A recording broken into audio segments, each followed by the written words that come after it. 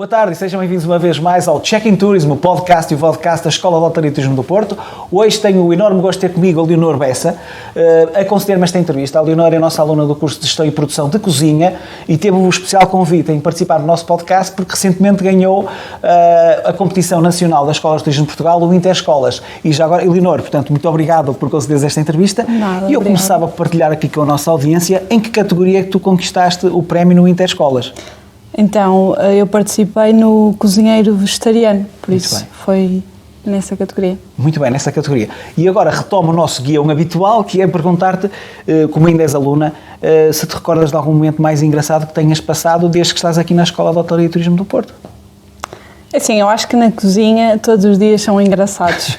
Acontecem sempre algumas peripécias, coisas mais ou menos especiais, digamos assim. Um momento menos engraçado, mas que pronto, depois acabou por ter alguma graça, foi no segundo dia de aulas que eu desmaiei na cozinha e achavam que eu estava grávida.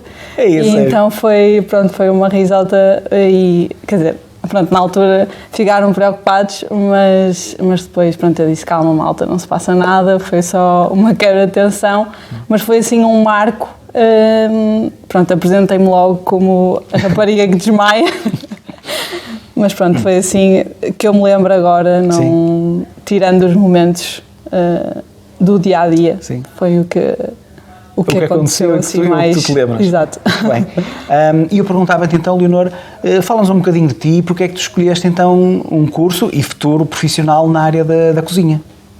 Portanto, o que eu fazia antes, eu era profissional de golfe, sei que não é muito comum, mas pronto, era atleta de alta competição e é um desporto em Portugal muito pouco apoiado e eu tinha que suportar muitos custos sozinha, tinha muito pouco apoio a nível da federação, então era uma vida muito difícil, também em termos de custos e viagens, era tudo suportado por mim, basicamente. Joguei durante 18 anos, foi uma carreira longa, mas pronto, decidi que a certo ponto já não me estava a sentir realizada e por isso decidi arriscar nesta paixão, que sempre foi uma paixão, a cozinha, e pronto, e dirigi-me à Escola de Turismo do Porto. E assim começou. E fizeste muito bem. E o que é que te atraiu inicialmente ou atualmente na cozinha? O que é que te dá assim mais gosto fazer na cozinha? Portanto, eu acho que a cozinha para mim é um espaço em que a pessoa pode criar, pode transmitir amor e pode fazer com que as pessoas fiquem felizes de uma forma relativamente simples e acho que é um momento, acho que a comida é sempre um momento que proporciona partilha, prazer, é sinónimo de juntar família, amigos e isso sem dúvida é a parte mais mágica que eu gosto da cozinha, é esse poder que a cozinha e a comida têm de fazer as pessoas felizes. Porque se nós olharmos para as nossas tradições, realmente é sempre à volta da mesa que acontecem os momentos mais marcantes. E os grandes negócios também. E os grandes negócios também, é verdade. É verdade. Uma ou num jogo de golfe. Desculpa? Também, ou num jogo de golfe também acontecem grandes negócios. Sim, sério? Pois realmente, exatamente, nós vemos às vezes nos filmes. Exatamente, nos filmes. Muito bem. E agora pegava então, quando terminares o curso, qual é que gostavas que fosse o teu projeto empresarial? O que é que peço desculpa, o teu projeto profissional?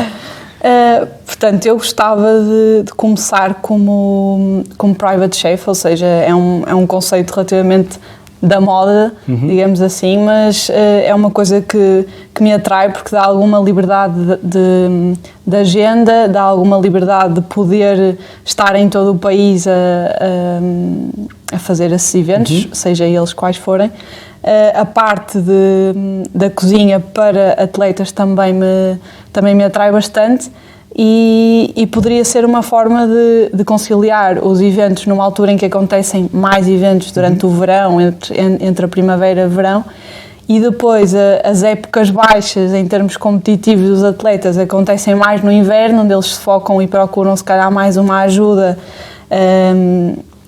nessa parte da alimentação e da nutrição, pela qual eu me interesso muito, e por isso poderia ser uma forma de eu conciliar aqui o melhor dos dois mundos que eu vejo, e acho que não sei o que irá acontecer daqui a um ano, que é quando eu termino o curso, mas se fosse agora era isso que eu iria fazer. Ok, portanto se calhar ainda vais fazer, não é? Então, se calhar ainda vou fazer, sim.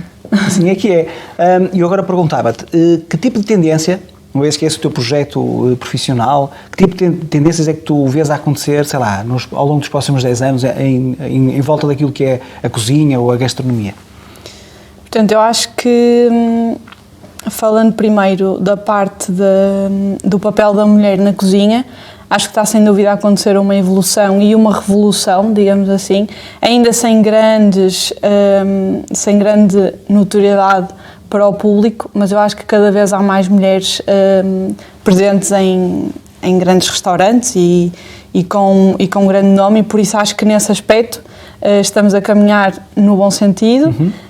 E na parte mais da cozinha em si, creio que a cozinha plant-based, não falando do veganismo ou do vegetarianismo, mas trazendo os vegetais e as leguminosas à baila, acho que estão a ser cada vez mais, ou seja, as pessoas estão a aderir mais a uma dieta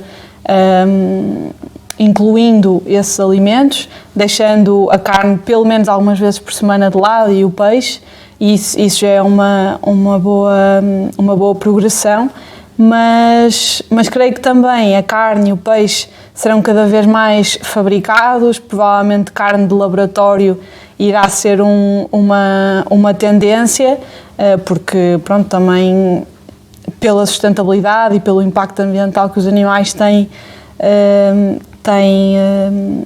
no nosso ambiente. Sim. Não é? Acho que poderá ser, e poderá também ser uma boa forma de as pessoas porem essa carne de laboratório mais de lado e começarem cada vez mais a consumir uma dieta que para mim é mais sustentável, é mais rica em tudo, e que pronto, é à base de vegetais e de leguminosas e de cereais. Eu penso que será esse o caminho. Até porque diferentes zonas geográficas têm as suas plantas, como se diz, autóctones, que permitirão, obviamente, suportar de uma forma mais sustentável a alimentação das populações. Ok, muito bem, eu tenho o hábito de dizer muito bem. Ia-te perguntar agora, então, porquê é que tu recomendarias, perante estes desafios que se apresentam à cozinha, aos profissionais da cozinha, porquê é que recomendarias a alguém optar por um curso e uma carreira no setor do turismo em geral, especificamente em cozinha? Como eu disse, eu acho que a cozinha é uma forma... eu acho que primeiro o aprender a comer passa muito por aprender a gostar de cozinhar aquilo que se come. E eu acho que deveria ser uma preocupação mais também nas escolas no geral, darem um módulo aos alunos, uma disciplina que integrasse umas bases de cozinha e de nutrição, porque acho fundamental. E nesse sentido, se calhar, acho que é muito importante para quem quer seguir a área, pode não ser de cozinha, mas de hotelaria, deve conhecer os produtos, a matéria-prima, de onde vêm, como são feitos, para que servem, o que é que servem, e acho que este curso está a ser muito enriquecedor nesse aspecto, na parte teórica e na parte prática. Acho que é um curso bastante enriquecedor. Ok. E porquê a escola, porquê recomendarias, espero eu que sim, porquê recomendarias a Escola de Hotelaria e Turismo do Porto? Foi-me recomendada a escola por alguns amigos que frequentaram outras escolas ou que frequentaram esta. Falaram muito bem do método desta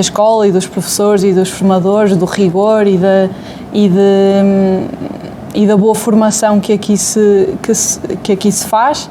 E por isso foi por aí que eu vim frequentar a escola e sem dúvida que estou a gostar dos formadores, dos módulos, da forma como o curso está estruturado, e acho que estou expectante para o que vem aí, porque ainda tenho um longo caminho pela frente, mas estou a gostar bastante. Fantástico, e obrigado por esse feedback positivo. E eu, entretanto, vou-te fazer uma pergunta que não estava no nosso guião, que era como é que foi a experiência, voltando ao início, no fundo, à questão do Interescolas, como é que foi essa experiência de participar numa competição a nível nacional e já agora ter a possibilidade, para quem não sabe, ter a possibilidade de vir a representar Portugal, na realidade, numa competição que decorrerá em Vilnius, na Lituânia. Então, como é que foi a experiência? Foi super enriquecedora, foi um bocadinho voltar aos momentos de competição que eu tinha como atleta. Eu sempre gostei de competir, sempre gostei de pressão. Achei que ia ser mais fácil a nível de gestão de pressão, porque estava habituada a representar Portugal, a jogar internacionalmente, e sem dúvida que é uma responsabilidade. Mas na cozinha nunca o tinha feito, não é? A cozinha para mim sempre foi em casa e sem grande pressão. E eu acho que nesse aspecto foi uma boa forma de eu também encarar a área da cozinha como uma área que também pode ter estes momentos de competição, de pressão, que tem diariamente, não é?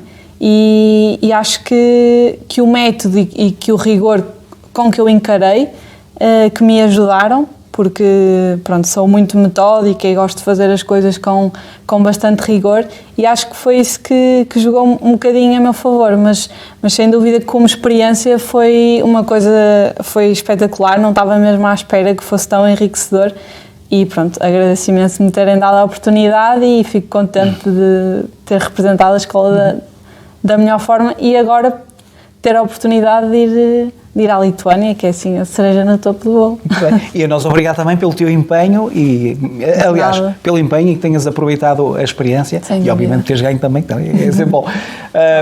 Portanto, Leonor, muito obrigado. Muito obrigada eu. Pela tua disponibilidade nesta entrevista, e a todos obrigado por terem acompanhado mais um episódio do Check-in Tourism, e vemo-nos no próximo episódio. Deus.